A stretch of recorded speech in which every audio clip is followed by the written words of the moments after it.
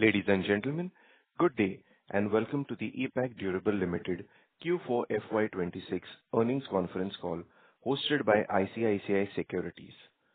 As a reminder, all participant lines will be in the listen-only mode, and there will be an opportunity for you to ask questions after the presentation concludes. Should you need assistance during the conference call, please signal an operator by pressing star, then zero on your touchtone phone. Please note that this conference is being recorded. I now hand the conference over to Mr. Manan Goyal from ICICI Securities. Thank you, and over to you, sir. Thank you. On behalf of ICICI Securities, we welcome you all to Q4 and FY26 results conference call of EPACK Durable Limited. Today, we have with us senior management represented by Mr. Bajrang Bhutra, Chairman and Whole-Time Director, Mr. Ajay D.D. Singhania, Managing Director and CEO, Mr. Rajesh Kumar Mittal, CFO. Now, I hand over the call to the management for their initial comments on the quarterly and annual performance. Then we will open the floor for Q&A session. Thank you, and over to you, Mr. Rajesh, sir. Thank you, Manan. Thank you, and good morning, everyone. Welcome to our call for the fourth quarter of the financial year 2026. I would like to thank ICICI Securities for arranging today's earnings call. The key highlights for the quarter 4 2026 and the financial year ended 31st March 2026 are as follows. For the fourth quarter under review, revenue from operations stood at 591 crore rupees, which declined by 8% around on year-on-year basis. The EBITDA for the quarter was rupees 25.8 crore, decreased by around 64.2% year-on-year basis. The EBITDA margin reported at 4.37% as against 11.21%. The net profit was 2.4 lakh rupees. For the financial year under review, revenue from operations stood at rupees 1,894 crore rupees, which declined by 12.7% on year-on-year basis. The EBITDA for the year was rupees 113.9 crore, decreased by around 27.7% on year-on-year basis. The EBITDA margin reported at 6.01% as against 7.26%. The net profit was rupees 3.3 crores. During the fourth quarter, the company has recognized incentive income amounting to rupees 21.78 crores under the RIPS 2024 scheme based on the management assessment of compliance with the prescribed eligibility condition.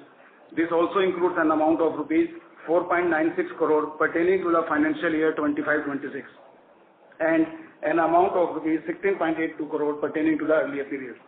During the fourth quarter, the company reversed previously recognized PLI income amounting to rupees 32.42 crore accrued during the 9 months ended December 31st, 2025. Now I would request our Managing Director and CEO, Mr. Ajay D.D. Singhania, to brief you on the operational highlights. Over to you, sir. Thank you, Rajesh ji, and once again, good morning, everyone. FY26 was a challenging year for room air conditioning industry, impacted by multiple temporary external factors, including unseasonal weather conditions, general inventory recalibration, commodity inflation, and demand deferment across parts of the industry. Despite these near-term headwinds, we remain focused on strengthening our long-term business fundamentals through diversification, localization, customer expansion, and strategic capacity creation. Q4 also witnessed temporary pressure in RAC segment due to revised BE norms, uneven seasonal uptake, and elevated inventory levels across the industry, which resulted in higher promotional intensity and discounting during second half of the year. While these factors impacted industry-wide profitability and utilization levels, we continued to execute our long-term strategic priorities. During the fourth quarter, we added 5 new customers with supplies already commenced, taking our overall customer additions to 17 during the FY26 and our total active customer base to 72. This reflects continued strengthening of customer relationships, increasing market acceptance across categories, and our focused efforts towards reducing customer concentration risk. Our diversification strategy continues to progress well. While RAC segment witnessed approximately 25 year-on-year decline during the quarter, our SDA, LD, and component business continued to demonstrate encouraging momentum. The SDA and LDA segment delivered robust growth of approximately 53% YoY, supported by healthy order inflows across both existing and newly launched products. Demand trends in categories such as air fryers continue to remain encouraging, and we see increasing customer engagement across multiple product categories. Our component business also delivered strong performance with approximately 50% YoY growth during the quarter, supported by increasing localization requirements and deeper customer integration. We continue to see strong long-term opportunities in heat exchangers, injection molded components, PCBs, and copper components as domestic manufacturing ecosystem evolves further.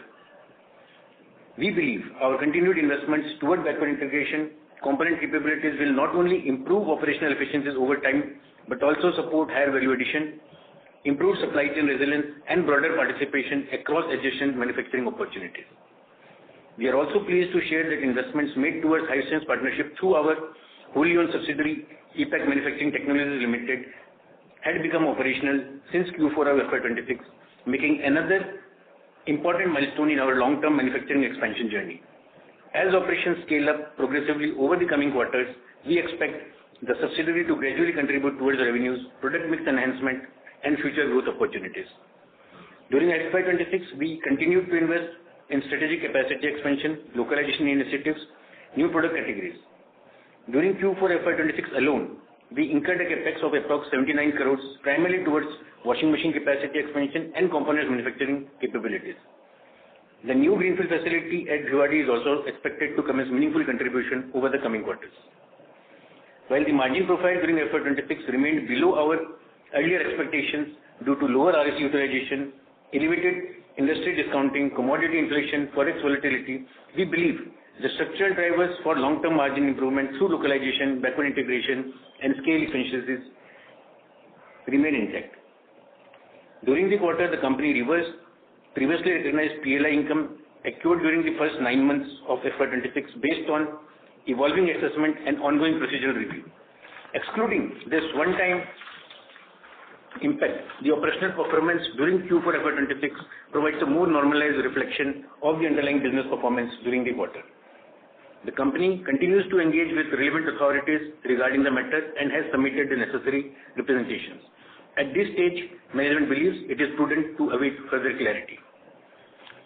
On the positive side, we are pleased to share that during Q4 FY26, the company recognized incentive under the Rajasthan Investment Promotion Scheme RIPS based on management's assessment of the compliance with prescribed eligibility conditions.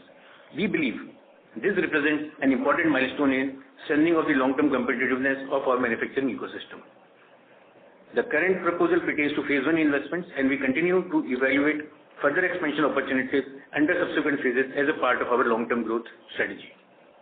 Looking ahead, early trends for FY27 appear relatively more encouraging compared to FY26, supported by improved customer conditions and normalization in industry inventory levels. At the same time, we remain focused on disciplined execution, improving utilization level, scaling newer categories, and strengthening operational efficiencies. With a diversified portfolio, expanding manufacturing ecosystem, improving localization capabilities, and growing customer engagement, we believe EPACK Durable remains well positioned for sustainable long-term growth and value creation. With this, we now open the floor for Q&A session. Thank you. We will now begin the question and answer session. Anyone who wishes to ask a question may press star and 1 on their touch-tone telephone. If you wish to remove yourself from the question queue, you may press star and 2. Participants are requested to use handsets while asking a question. Ladies and gentlemen, we will wait for a moment while the question queue assembles.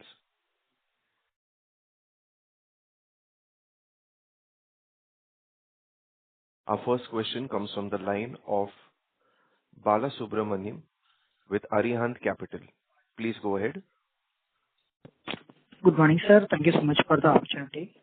Sir, the PLI reversal was due to evolving assessment and ongoing procedure review. Can you specify, was this disqualification event like a localization shortfall, export target miss, or any sales target within the specific state?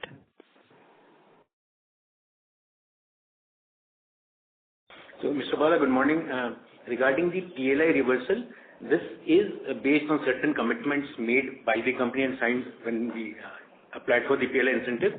There were two criteria, one related to investments to be done in the previous year, and second was a 5x growth in incremental revenue for the applicable components.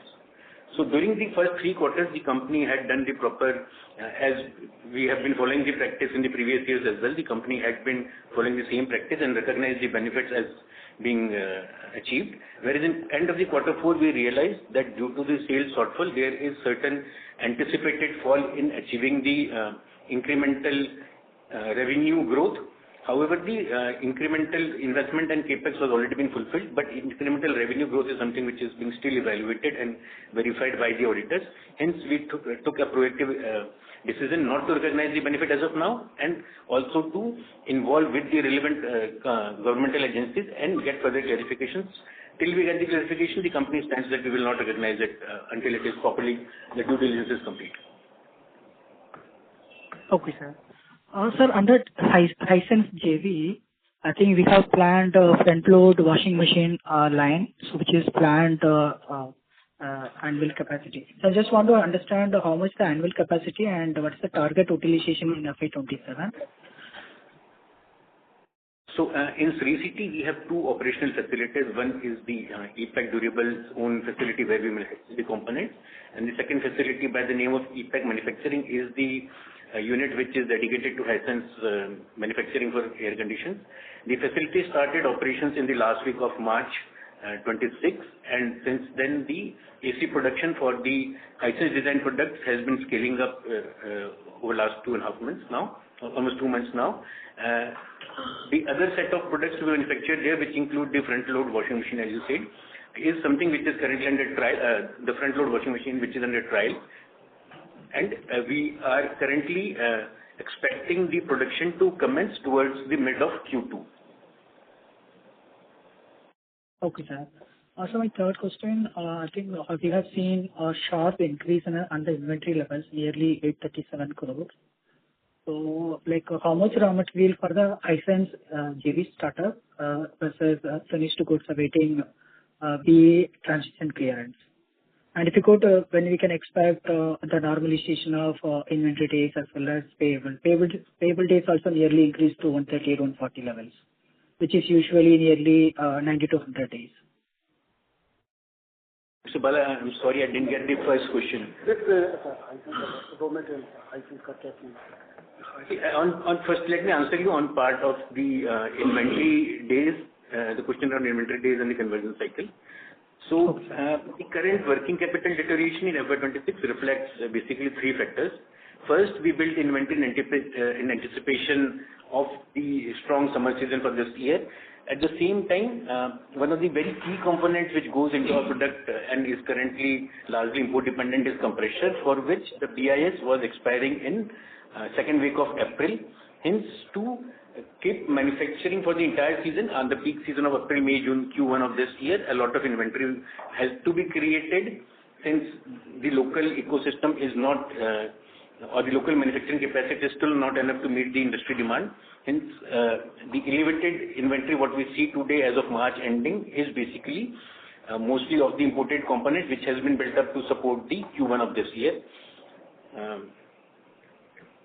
That's primarily with regards to the inventory levels. And the first question around Hisense is not clear to me. If you can just please repeat. Yes, sir. Actually, we have 837 crore inventories. How much the raw material for the Hisense JV startup compared to finished goods awaiting PA transition clearance? Okay, so I don't have the company-wise inventory data ready with me as of now, but yes, largely that I said, the 827 crores of total inventory is there overall in the entire ecosystem put together, and that's roughly the approximate total, approximate values in percentage terms also fine. 50 to 60 crores, yeah, 50 to 60 crores at max, but this is a very approximate figure. Okay, sir. Okay, got it. Thank you.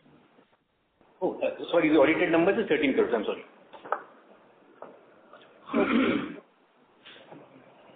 And Bala, just to confirm this, you are saying that AP days has increased to 130 from 90 earlier.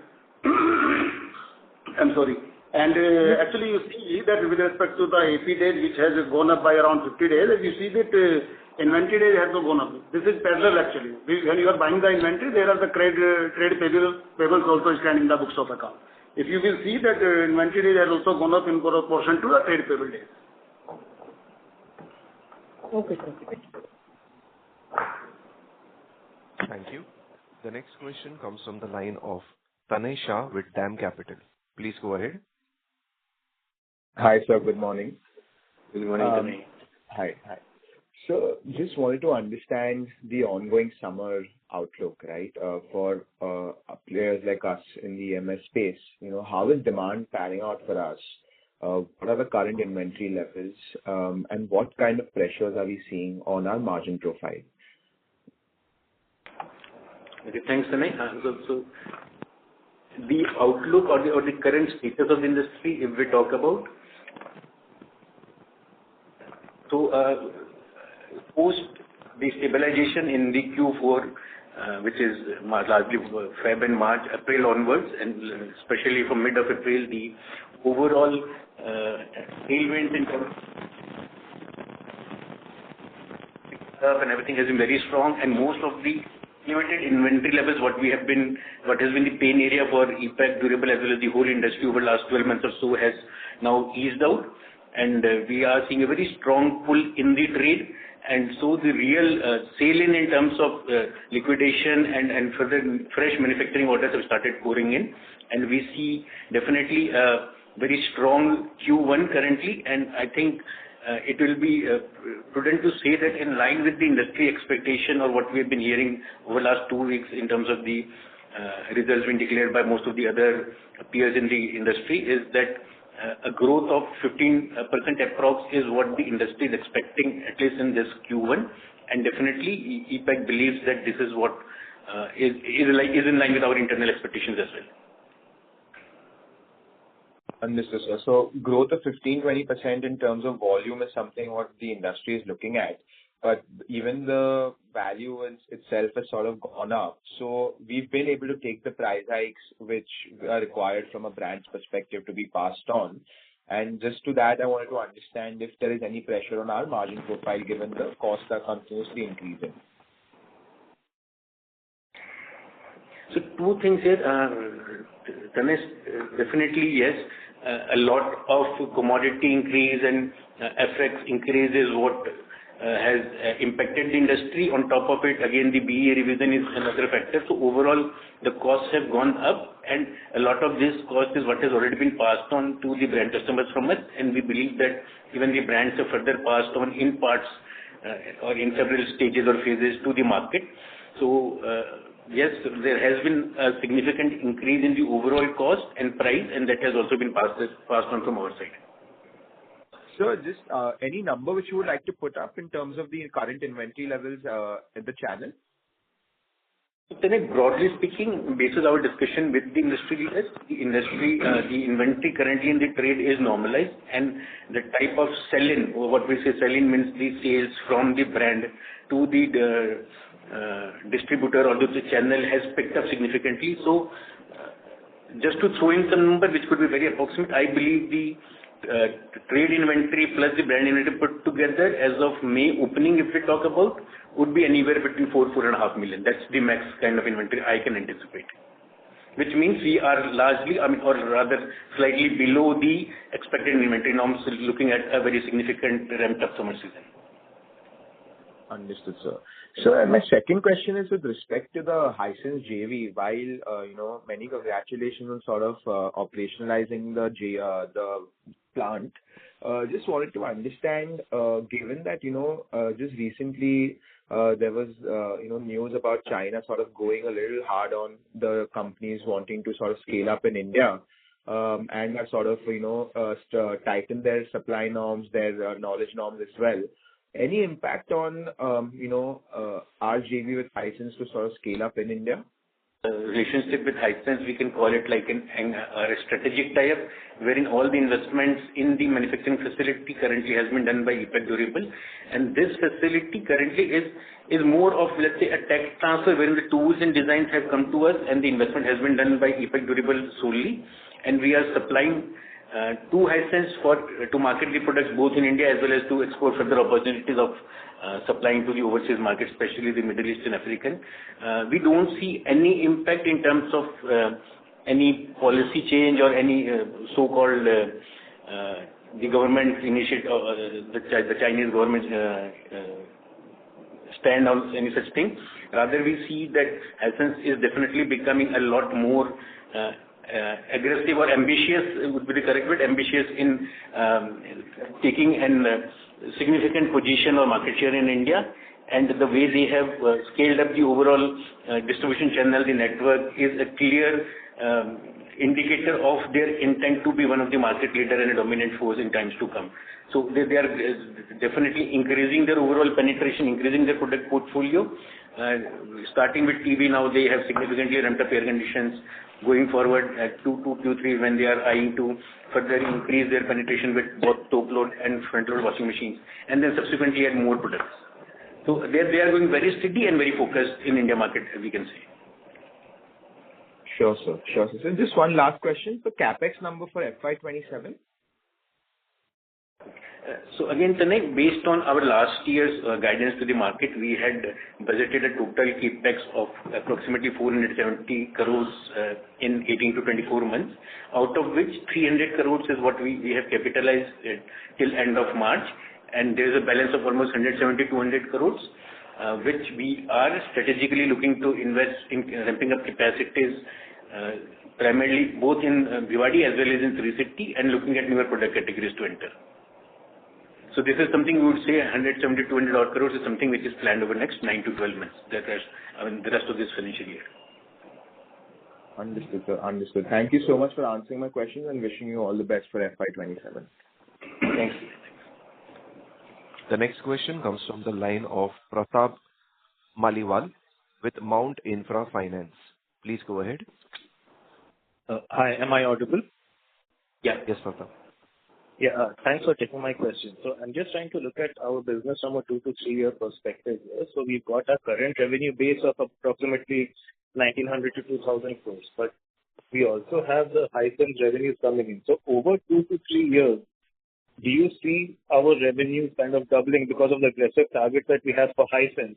And then we also be moving in line with the industry based on the run rate business. So over 2 to 3 years, given the scale, can our revenues actually double?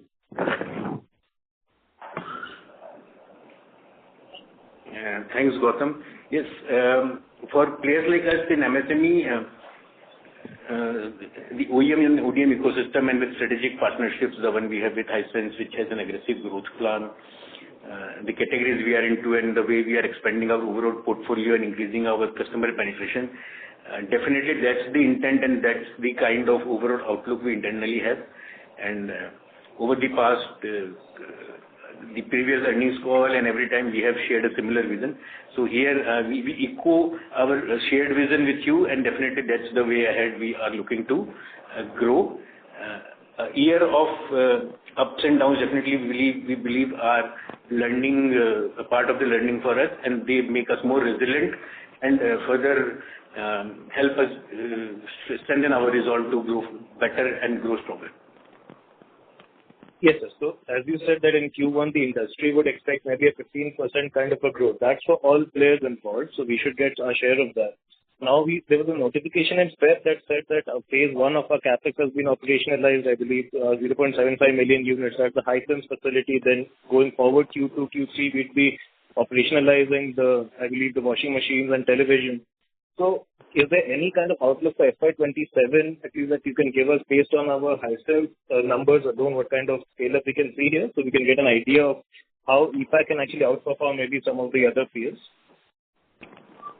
In Gautam, we have historically refrained from giving any quantitative numbers, both in terms of subsidiaries or the parent company. But yes, broadly as a guideline, we are in line that considering an industry growth of 15% around, EPACK would definitely outgrow the industry growth basis that the way we have diversified our customer portfolio and the way we have reduced our concentration risk with any single large customer. So yes, definitely we are on the right path to outgrow the industry, and especially with the dedicated facility for Hisense, which is at extremely low level currently. So that will help us significantly improve our growth. And with the new product categories, both in SD and LDA segment, yes, the kind of ambitions we are talking about, it is a similar kind of growth, doubling in medium term and in short term effort, yes, outpacing the industry. Okay, and just one last thing. So you had given an interview, I think, end of April, where you had said that we've been able to take on the price hikes and pass it on to the brands. Now, a large peer in the similar space had said that the FY27 they're looking at some margin pressures, maybe 50 to 100 basis. So are we expecting any margin pressure going ahead, because our margins have been quite volatile? So what kind of understanding can we get on the margin going ahead? So again, Mr. Gautam, in terms of margin, yes, we have been largely able to pass on the commodity hikes to the brand customers. But under the current geopolitical situation where the commodities and effects are changing on a daily or an hourly basis, you please appreciate that it is not possible for us to anticipate the upcoming increase and pass it on in advance. Even the customers are very resilient and they are also thorough in their analysis. So there could be lag in terms of passing on. But yes, broadly and largely we have passed on. So this is why I believe that a 500 basis or 1000 basis point of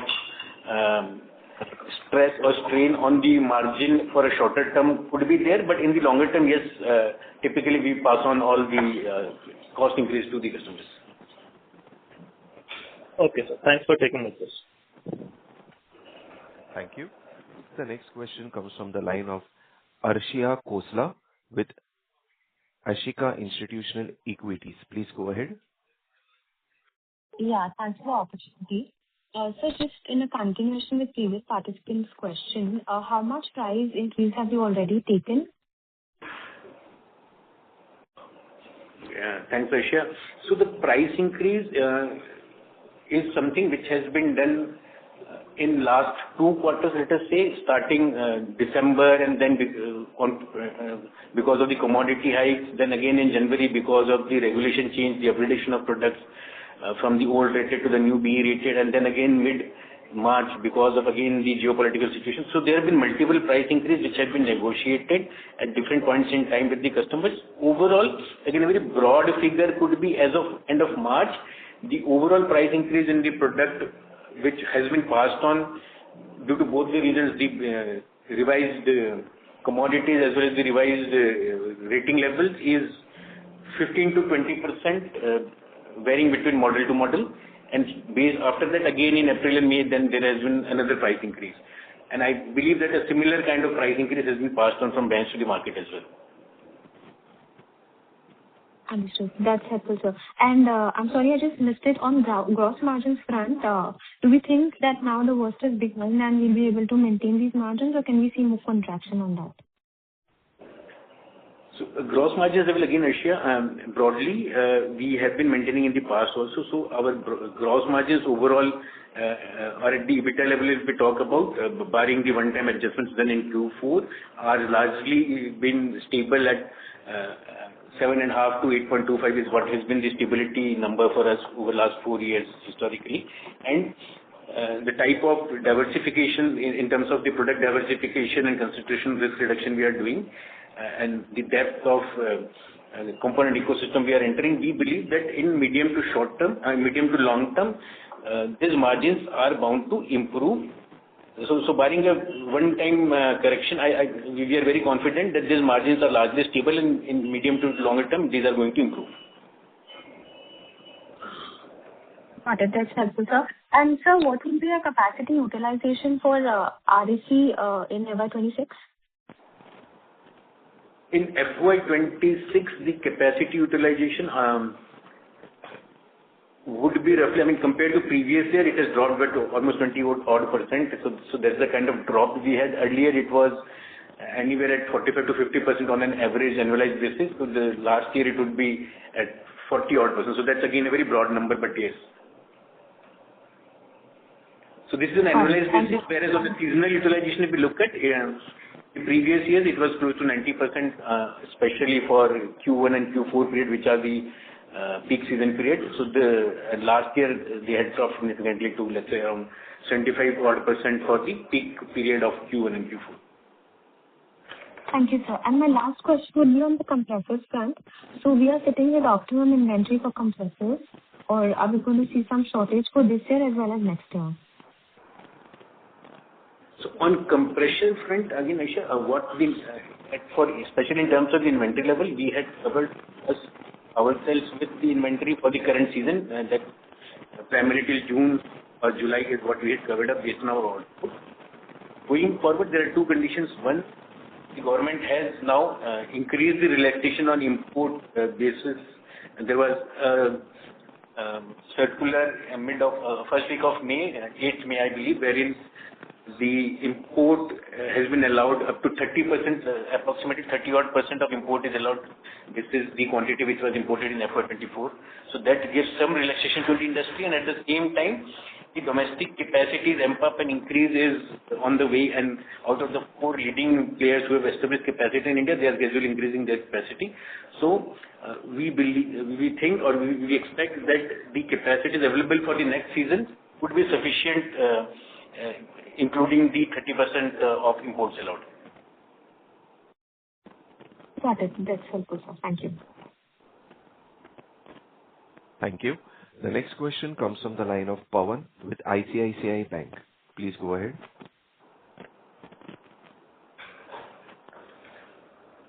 Pawan, please go ahead with your question and kindly unmute your line in case if you are on mute. Since there's no response from the participant, we move to the next question that comes from Abhishek Agarwal with Prithvi Finmart. Please go ahead. Hello. Sir, first of all, I would like to appreciate the effort of the management and the way we are steering to the company for a long-term perspective. First thing on the, I think in 2024 we have guided some revenue target of around 5,000 crores. That we understand that 25 has not gone the way we have thought. Are we still stick with the 5,000 crores of target in 28 or 29, whatever? So thanks, Abhishek. Yes, so I think the previous participant, even Gautam, had a question around the same in terms of the growth aspirations the company has, and we still reiterate that yes, barring a year of uncertainty in the trade or the disruption we have faced as an industry, as a company in FY25-26, we still remain very confident of a positive growth and outpacing the industry growth, and we still believe that our vision of achieving 5,000 crores around in next 2 to 3 years is something which is definitely achievable, and this is what we strive for. Good, sir. And so what asset turn we can expect the capex we have done or we are going to do? Okay, means what capex we have planned as of now? So Abhishek, again, there are two things to look at here. Compared to FY25, wherein the asset turn was approximately 3.2, it has, in the current FY26, it has deteriorated to almost 2.6 around. But the silver lining here is that the capex of approximately 300 crores, what we have done in last 4 quarters, is specially done to ramp up capacity and capture the opportunities and to help us also take on our intent to diversify the product portfolio. So all these intents and all these increase in capex are in the right direction, and we are already seeing the fruits the way we have approximately 50% increase in revenue of the non-AC segment. So with the continued growth, which will outpace the AC growth, we are very positive that the asset turn is bound to improve beyond 3.2, and we are looking to achieve around asset turn of 4 in the medium to longer term. Okay, sir. And sir, in this year, this financial year, we have added around 17 new clients. So how many customers we have added in the RAC segment? So again, Abhishek, since we are bound by certain signed NDAs not to disclose the names and the categories in which we have added them, but yes, the 17 new customers, broadly, 5 of them are large multinationals and established customers for the cooling appliances, and the others are significant players against among the top 10 players for the small domestic appliances. So that's a large breakup of the 17 new customers we have added. And sir, my last question on the net effect on the one-off item. If we see that one is the reversal of the PLI benefit, and second, on the 21 crore somewhere we have accounted to the RIPS scheme. Yes. So I think net effect on the net profit level, it will be around 11 to 12 crore, correct? Yes. I'm correct in that sense? Okay. So again, two things, Mr. Abhishek here. First of all, we want to be very clear and precise. The reversal of 32.42 crores of the previously accrued PLI incentive, the total eligibility for financial year was roughly 56.5. So of which we had only accrued roughly 32 crores, which means there was an additional amount of 24 crores available for us to be or the incentive available us for quarter 4 to be taken, which we had traditionally been doing in the previous years. So we not only lost 32.42 crores, but currently we have not recognized the entire 56.5 crores. So that's the quantum. So against this 56.5, we have only recognized 21 crores of additional TLI. So the overall difference still remains around 36 or 35, 36 crores. Okay, done, sir. This is from my side. All the best, sir.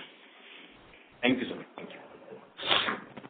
The next question comes from the line of Pawan with ICICI Bank. Please go ahead. Good morning, sir.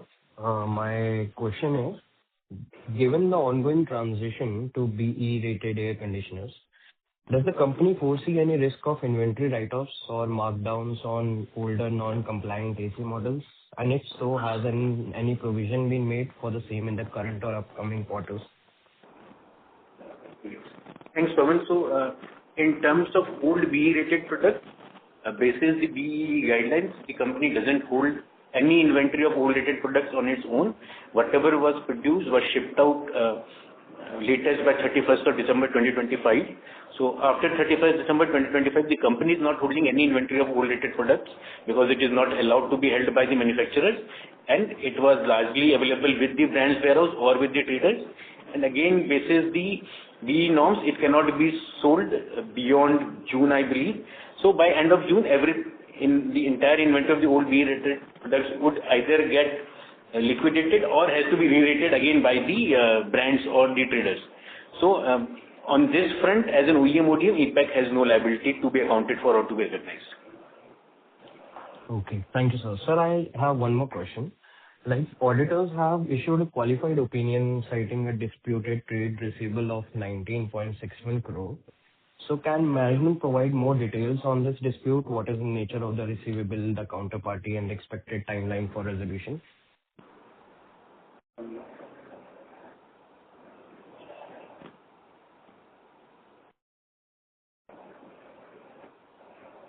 So please go ahead.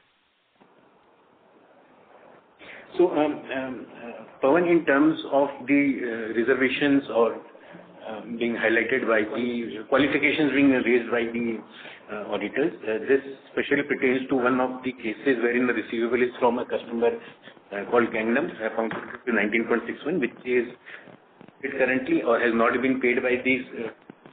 The matter is subject is we have already filed legal complaints, and the company still believes that the receivable is good and company has strong chance to recover it, and the customer also has the ability to pay it or is worthy or has the net assets to actually pay it, and hence we have given the same opinion to the auditors as well.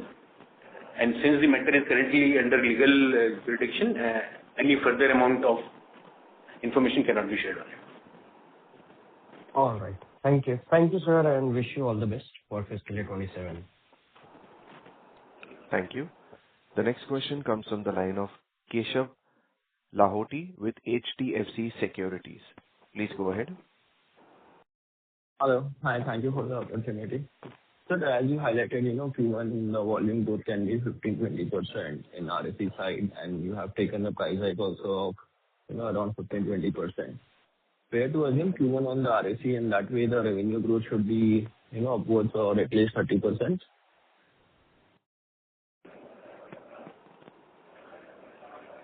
Thanks, Keshav. Again, yes, the price hike we shared is correct, and the industry outlook of growth in the current quarter is also in line with our overall expectation of growth for the current quarter. So largely, we are in line with the revenue growth or the anticipated industry growth. So, but giving any numbers currently would be not right. But yes, we definitely foresee a growth in the industry, and that kind of growth to be replicated in EPACK's performance as well. So current order book is strong, and we are definitely seeing a recovery path as compared to the last year. Got it. As you highlighted, the higher cost is getting passed on. Is it entirely passed on, or will we seeing some margin pressure for next few quarters? So there is always a time lag, Keshav, in terms of passing on the price increase and when it is actually realized. Especially the volatility around forex is something which is highly unpredictable, which definitely something of a greater concern. But yes, commodity hikes are passed on every quarter, and we have been following this practice. And in case there is any force majeure wherein there is a requirement to pass on the price increase even mid-term, is something which is always negotiated and accepted by the customers. So yes, the price increases are largely passed on. There could always be a lag in when it is passed on and when it is actualized. Can you just highlight means what sort of margin pressure can we see in Q1 because of lag effect, and possibly Q1 margin will get normalized, Q2 or let's say Q3? So we will see some improvement in or improvement in material margins as compared to Q4 definitely. But on a Y-on-Y basis, if we compare Q1 of this year to Q1 of last year, we will still see some lag in terms of passing the price increase. Got it. Understood. Thank you. That is helpful. Thank you. The next question comes from the line of Siddharth with Tusk Investment. Please go ahead. Hello. Yes, please go ahead. Hello. Yeah. Good morning, everyone. So my question is regarding the compressor side. So what percentage of imports currently for the compressor are we doing, sir? And domestically, what is that percentage that we are sourcing for compressors? So Siddharth, currently in the calendar year 25 or from the financial year 25, the amount of compressors imported in India were typically at 45 to 50% of the entire consumption. So that's a broader number for the industry, and of which then again we have seen ramp up in capacities by multiple players, including Highly, GMCC, and Daikin. All three of them are ramping up capacities of local manufacturing in India. So it's an evolving situation, but yes, traditionally from 100% to today, 45% is the kind of journey we have seen in last 3 years. And as the domestic ecosystem is, or the manufacturing capacities are further getting improved, we believe that government's intent of allowing close to 30% of import should be sufficient for the industry to meet its requirement for the next year. So sir, for EPACK, the current sourcing will be 50-50, import and domestic? No, for us, roughly in line with the industry, up to 60-40, kind of 60% import, domestic and 40% import.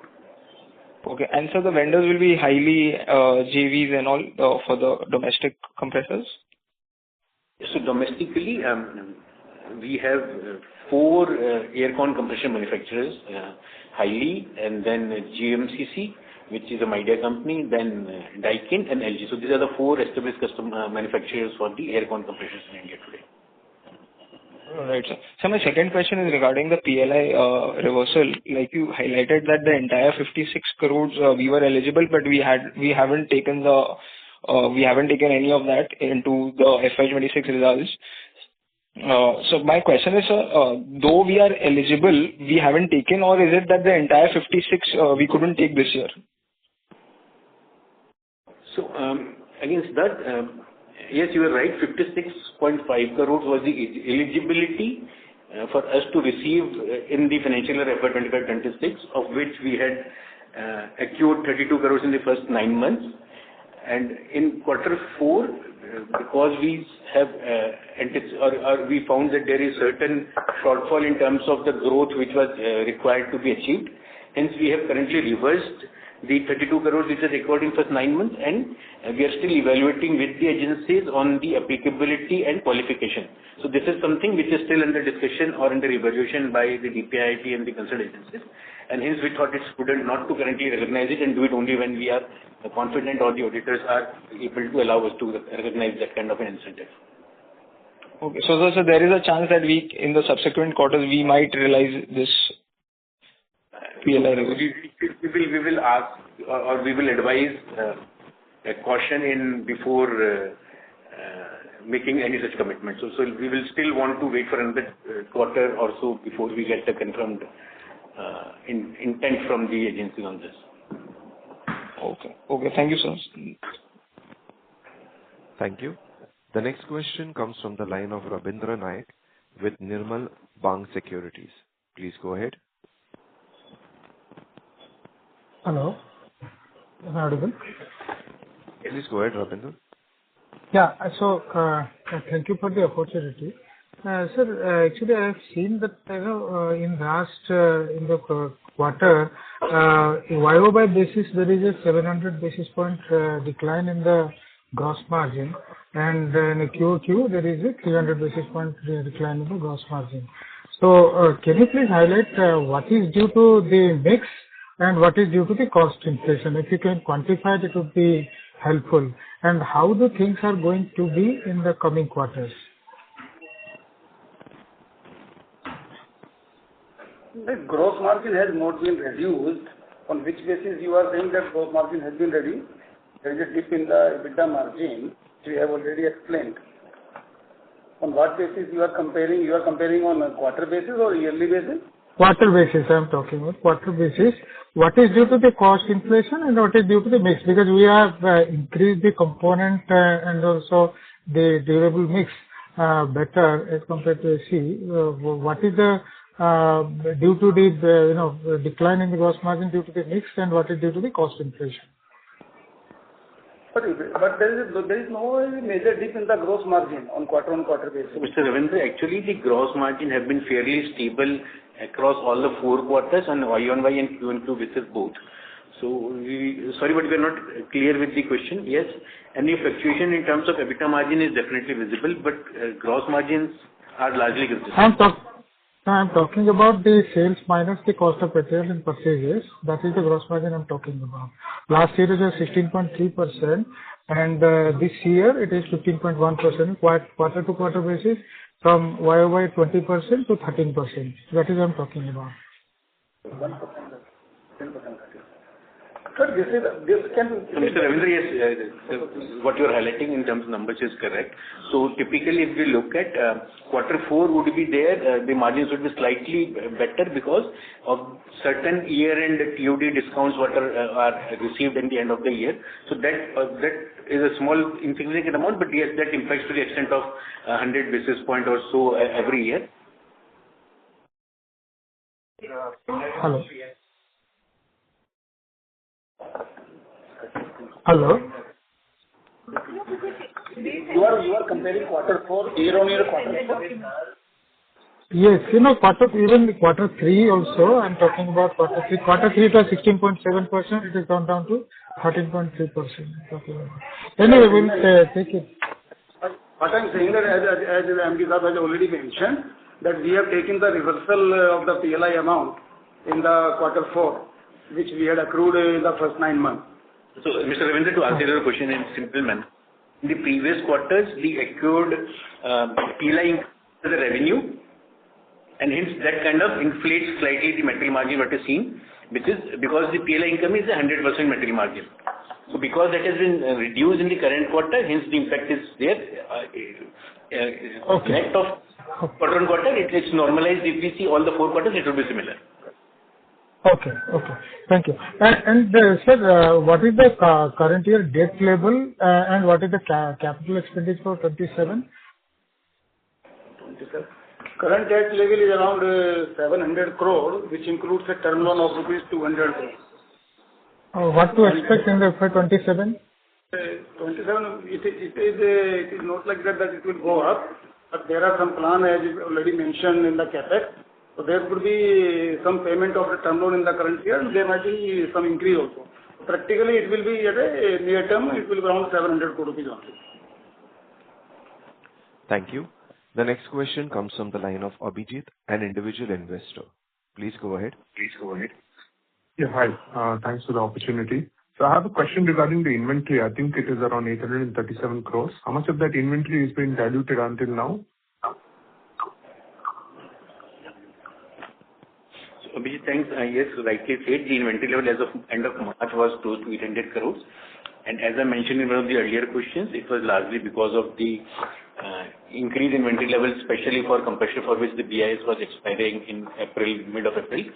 So yes, we had certain elevated inventory at the end of March, which as the order book and as the execution of orders in April, May continue to be very strong, is getting depleted very fast.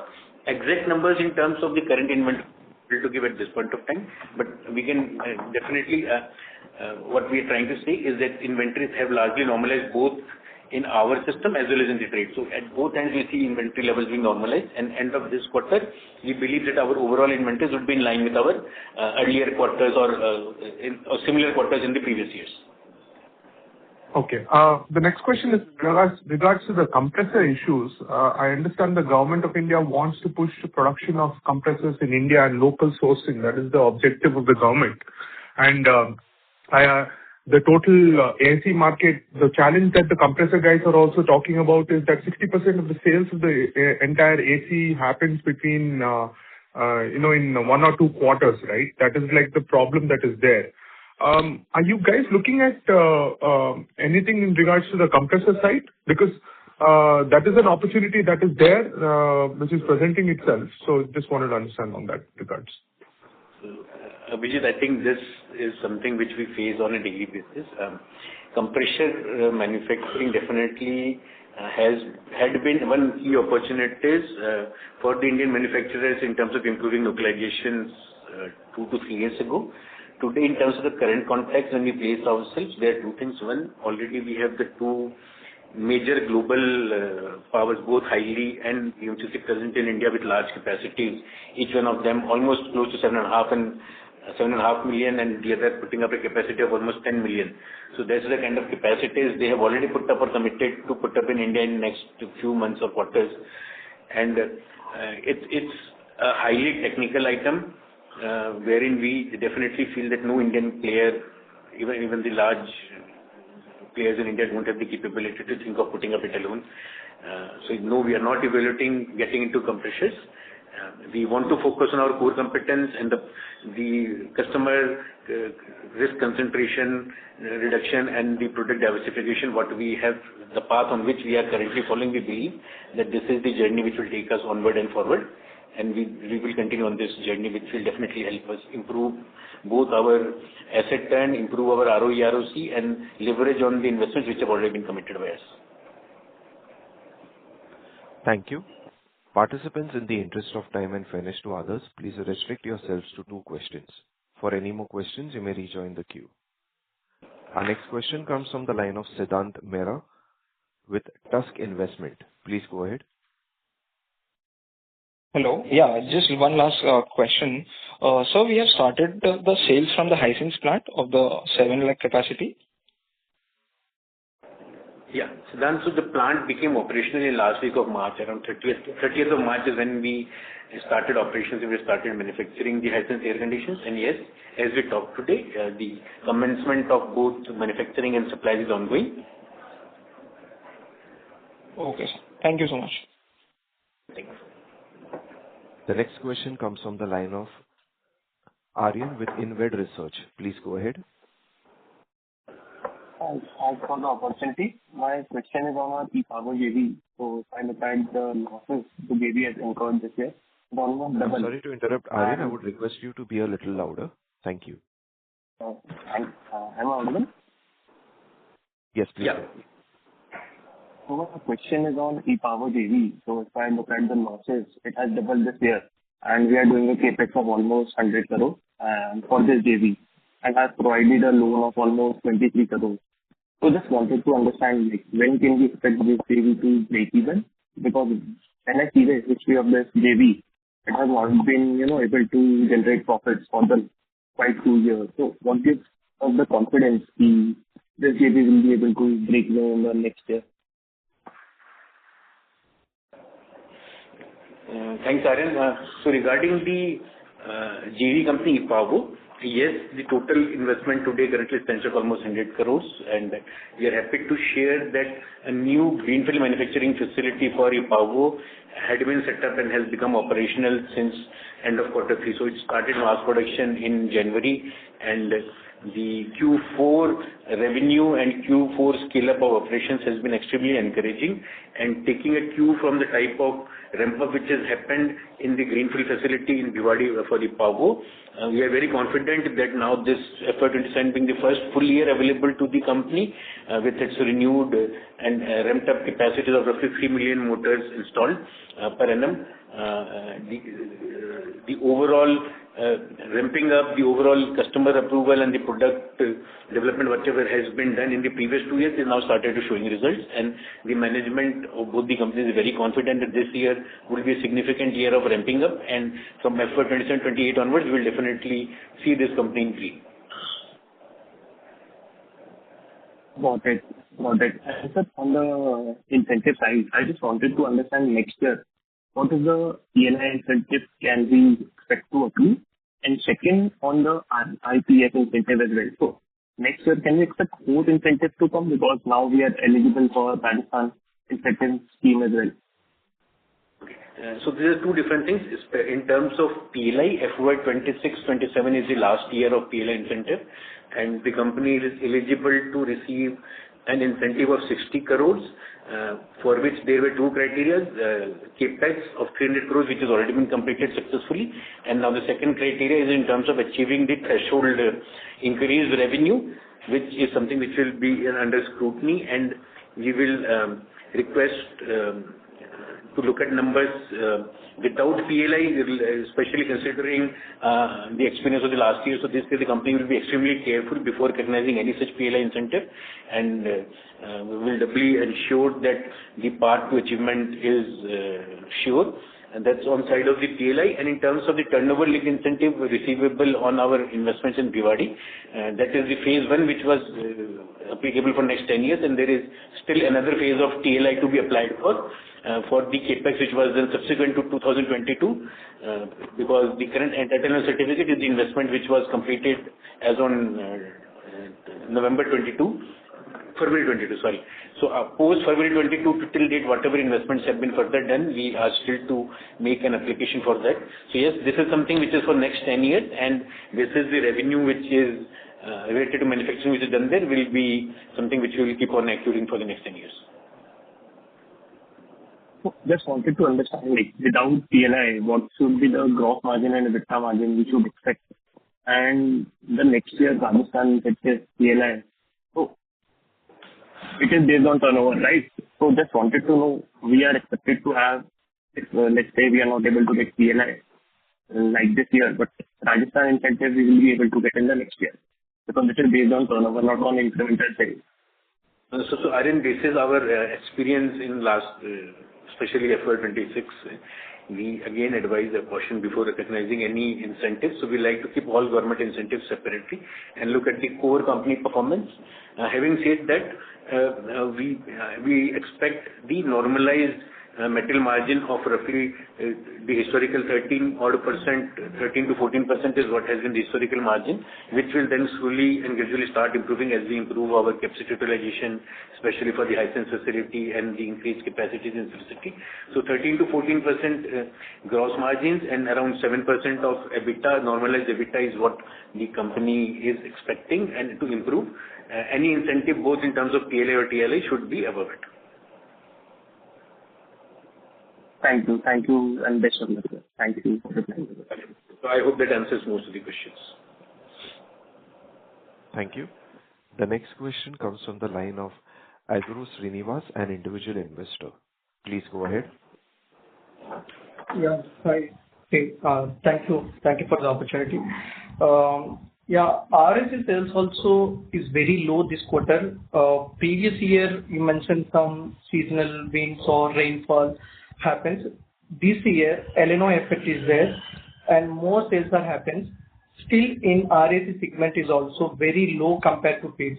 Why? And one more thing, what about this MOU with East India Technology Private Limited? There we enter into any other new segment, any profitable laptops or mobiles. Is this MOU affect us like not entering into other segments, or we can break and we can go also? And I want to know these things. Thank you. Okay. So, Mr. Srinivas, two questions. First, around the RAC. So, compared to the first 3 quarters, wherein we saw a degrowth of almost 33% in RAC revenues. So, for the first 3 quarters, if you see, the RSU decline was close to 3% for us, whereas in Q4 there has been some recovery and the degrowth is only 25%. So, we have tried to recover the overall AC sale, and like you rightly said, the El Nino is something which has been impacting the overall globe for last couple of years. So the climate conditions have been changing and have been very uncertain. So yes, the current heat wave we see is something which is impacting the current quarter or the current season.